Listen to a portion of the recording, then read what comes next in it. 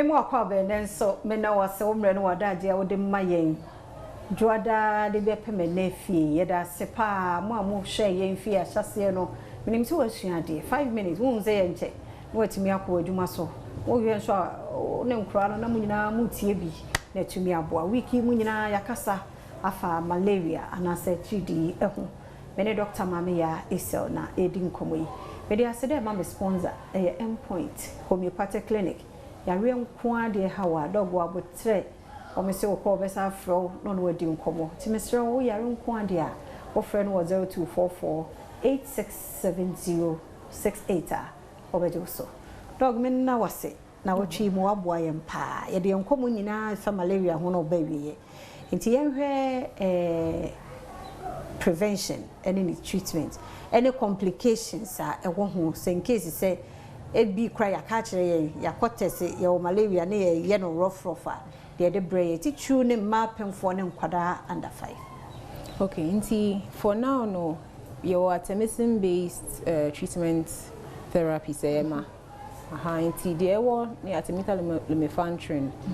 DPP we have a lot of options. I am artemether, IV artesunate. Sina ya artemisinin based combination therapy. Say no na body.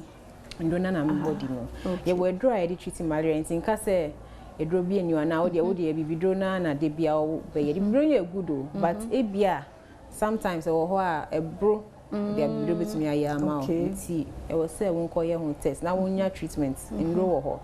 but side say e be ma edro ne wo malaria vaccine so I start to roll it out to reduce the to reduce the incidence of malaria because me ka say e kun omu pa champion for no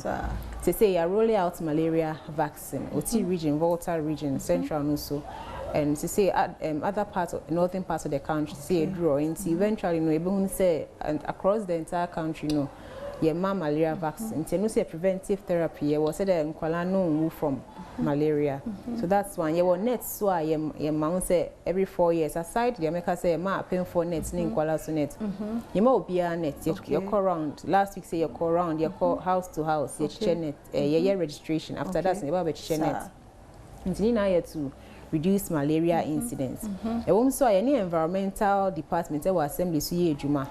E call around there to make picky areas a ye hwa mosquito breeding sites no ho no mo breeding. Nti ye wo ndra dey treat sa areas. Nti ye wo times a ye exercises but throughout the year ye wo schedule a ye follow a ye. Nti we no nema we are doing say as health leaders no and as health practitioners here but individually so I was say yenfa use net no and vaccine ye available was say uma obanko je vaccine and na yet I didn't say I was say yenhwe ne ebia entare hye ebia wo ko bibia onim say honom ntuntum wo ho ebia wo trouser bi hye no ye better and I say wo hwe say baby ebia wo ton ade enumre wo hwe bibia wo ton ade no ho ebia gata bi be ho ntuntum wo ho but still ade a wo asade a wo hye na wo hye ebia wo cells bi crowd betimi a hye and mosquito repellent betimi use nti nima wo ya bebo ho bai nka se wo menya de bia menya malaria me fa edro wo se wo nya malaria because wonya de bia to moja no so parasites ne ko hye wo moja mu a cells na be kwa ko hye mu eventually wo be say so you are losing those cells and lose blood nti fan say enye bibia wo say wonso dia obeya ba ho ba obeda net ase